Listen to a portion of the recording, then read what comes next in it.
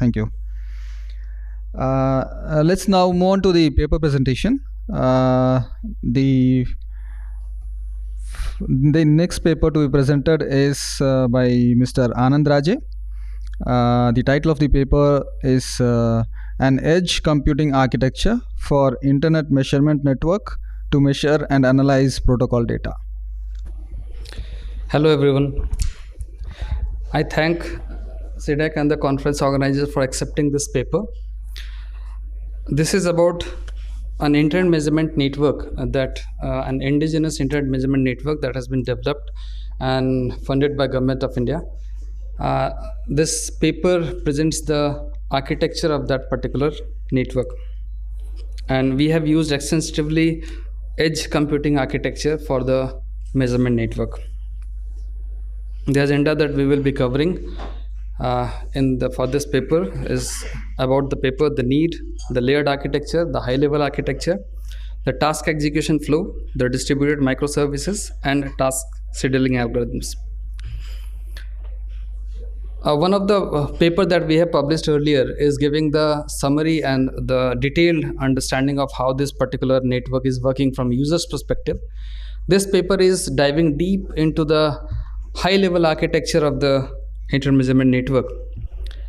And if you see why there is a need of measuring internet by its own architecture is kind of changing states. It's not something internet will have the same state over a period of time.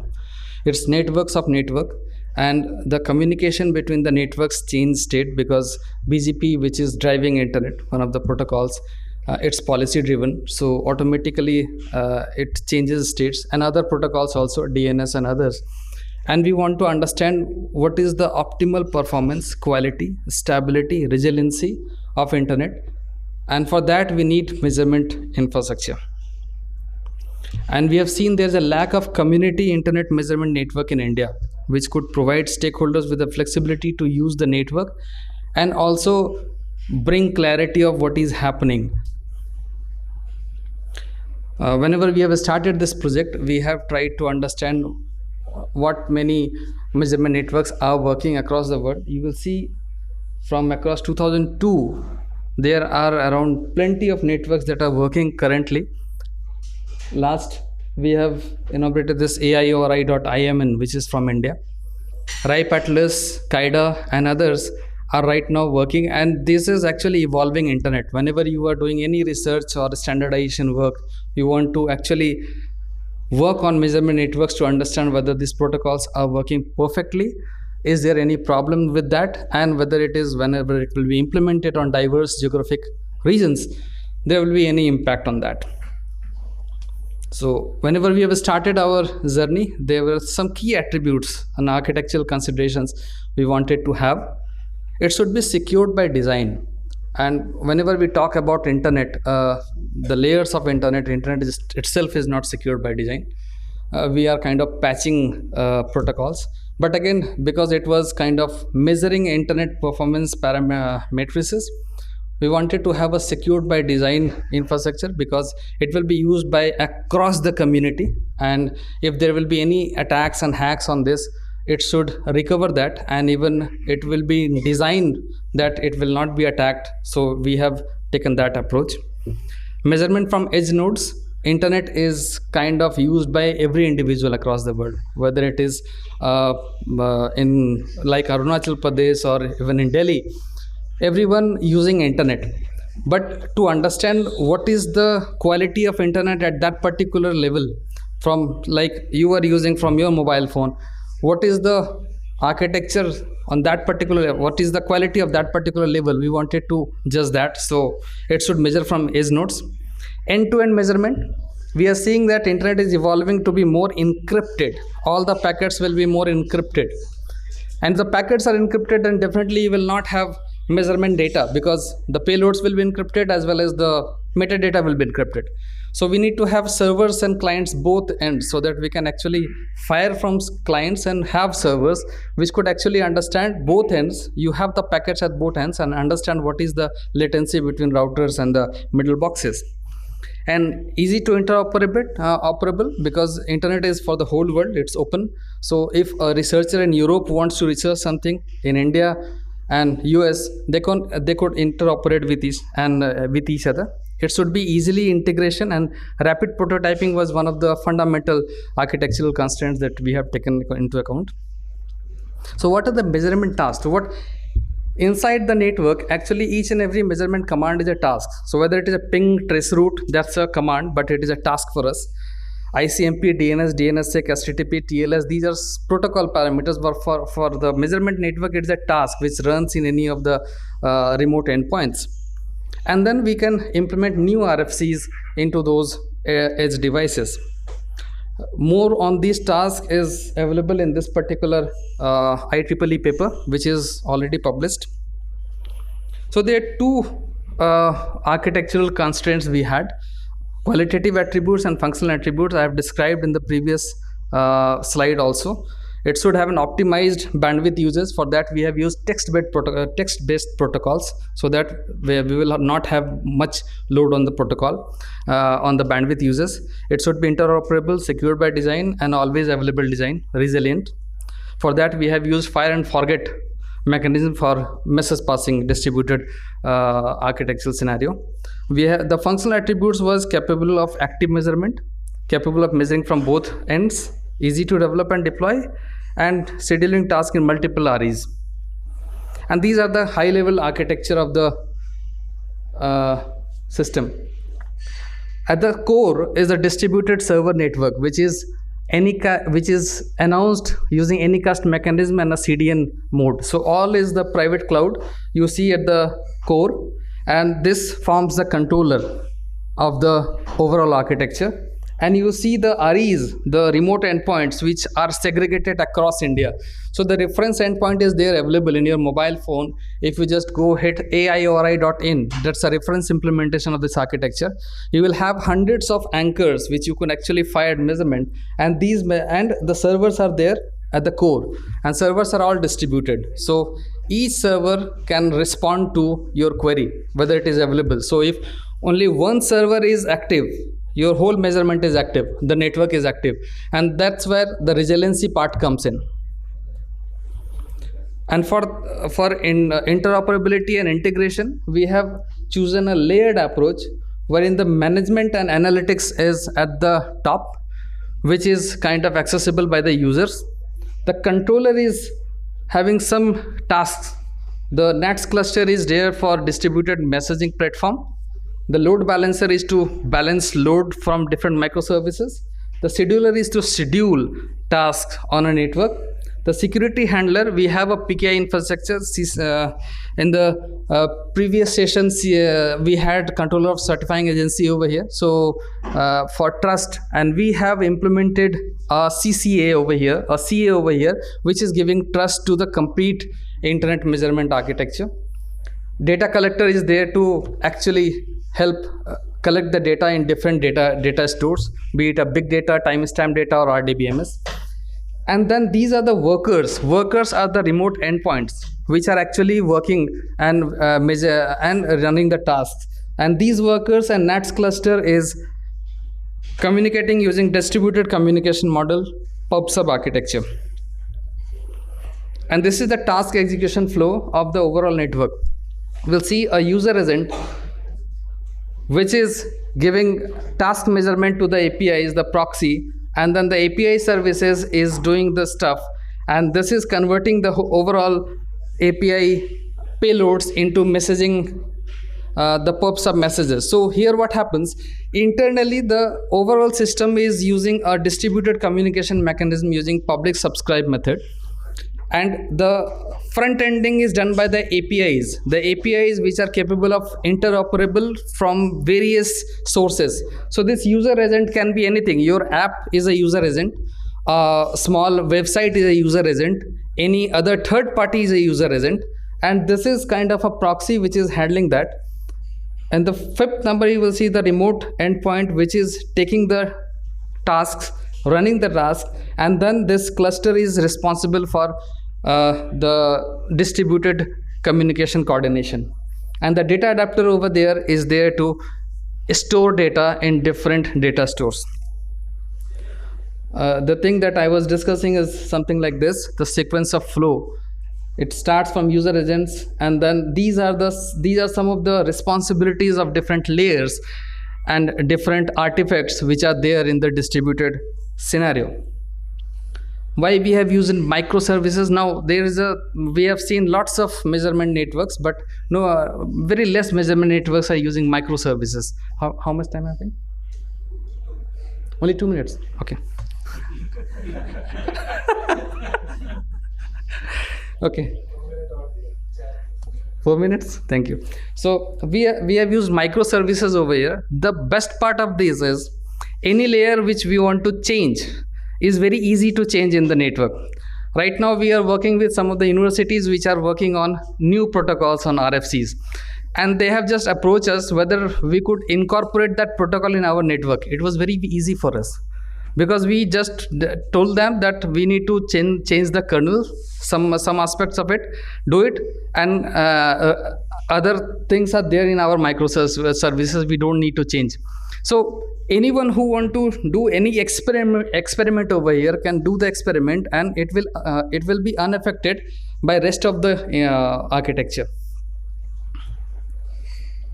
This is something, the novel thing that we have come across is, let's say this particular network has to run multiple tasks, like 100 endpoints right now running, and you could schedule in say a ping task for a month or a year, or a traceroute task for a year, or a DNS latency or SOA task for a year or 2 years or 5 years, because we wanted to have a longitudinal analysis of measurement.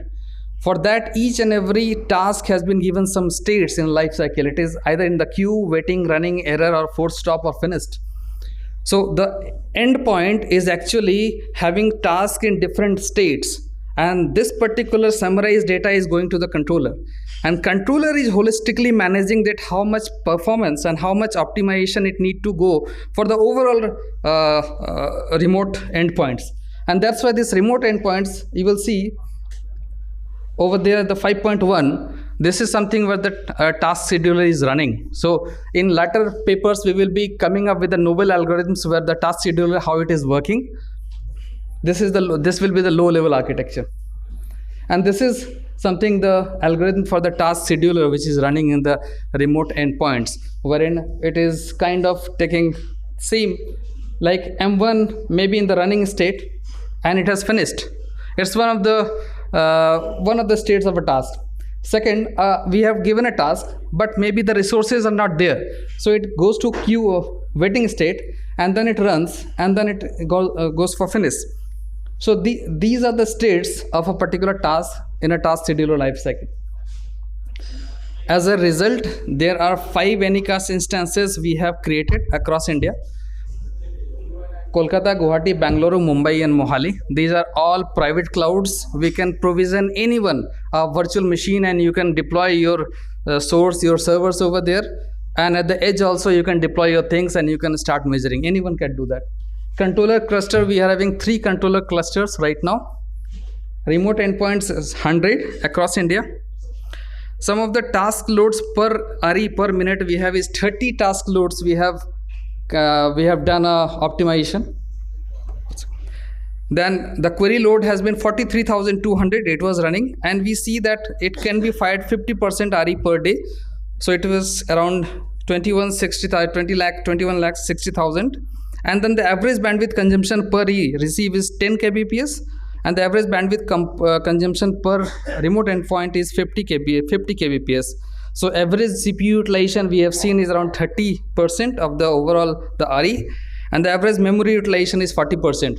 So right now, daily query that we can fire from this 100 endpoints is 43,200, and the task that could be fired from 50% of the REs is this, which is kind of 30 to 40% consumption right now. If for 100% we can go for more than that. We are evaluating our algorithm performance on that basis. So this is it from my end.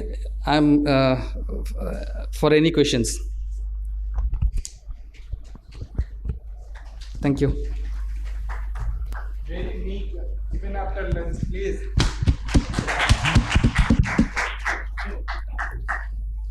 Yeah. Great presentation, Anand. So I have one question. So you have listed projects worldwide on the measurements. So my question is that how AIORI different from others, and where is the comparative analysis? If it is there, or if you could put some lights on that. That how AIORI doing differently the measurements which others projects were not able to do or achieve. Just an analysis. Yeah, sure. It's not there in the presentation, maybe it's there in the paper. So whenever we have actually reviewed all the papers, there is one paper from Vajpayee from 2015, and then there is no paper on the surveys for that. We have seen couple of problem areas from the current measurement system. The first one is it is not interoperable. So our measurement system is completely interoperable. In that sense, each and it is completely layered. So what happens? Let's say any entity, like any academic institution or any company, let's say Airtel or any other institution, wants to run their own measurements in the same RE, the same remote endpoint, we can provision them the same endpoints. The architecture will not be affected. This is not there in existing measurement systems. That means other entities could also avail the same infrastructure, while the impact will be less. Second thing that we have done is the visualization portal, the visualization engine, and the remote endpoint management engine is completely segregated. What does it mean is, we are talking about India stack, right? So is it a possibility that this particular measurement can be used by other countries in Asia Pacific? And we had a discussion with APNIC and other players also. So there what we have done is complete segregation of management and visualization. So it may be a possibility that one country says, okay, you manage that, but the visualization will be done by us. So that we can provision. So this is a second thing that we have implemented. The third thing that is completely makes it different is it's microservices oriented. That means and resilient in architecture. The other measurement infrastructure has not been worked on pub sub model of distributed architecture messaging platform. Here the remote endpoints don't have to know the servers. They just subscribe some data, subscribe some tasks, and they publish some tasks. That means these remote endpoints can talk with each other. Think of a possibility that these 100 endpoints can talk with each other. That means we can actually understand what is the routing detours across India or across regions from different endpoints. So these are some of the possibilities which we have seen that it is not there in other platforms, and we have done a thorough research on what need to be done for the next future internet architecture. Because see, future internet architecture is going to change on several fronts. The computing, the quantum computing front, the BGP and the SDN layers, the DNS, which is evolving, and we wanted to be this platform to be protocol agnostic. That means a new protocol, if you wanted to embed in the system, it will be very easy. Like in RIPE and SSE, if you want to just in the community, if you just raise a question that I wanted to do a trace route or a new protocol in this, it will take years, because it's a community oriented, they have their own limitations.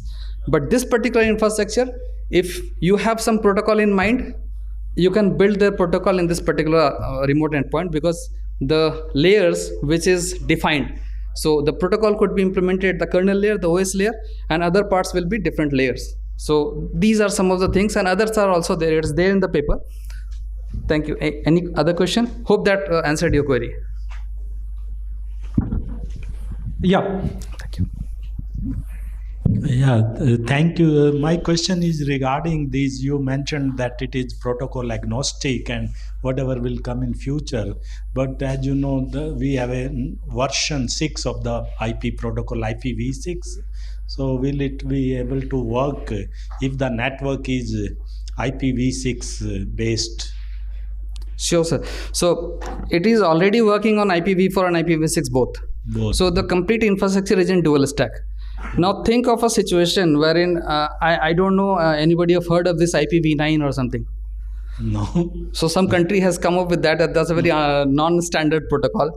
So the thing is, if any kind of standard, or like we have just started a extension header on IPv6 with some of the universities in India, a new protocol that has come up wherein you can actually have your server latency. So whenever anything comes to you, you have a network latency, but you don't know what will be the server latency whenever any service comes to you and you process that service. That extension header guarantees that. While I'm talking about protocol agnostic, I'm talking about that. So if any new protocol comes in, it will be very easy for us to measure that protocol in a production environment. Thank you. Okay, thank you. Thank you. Thank you, Anand. So we'll move on to our next presenter,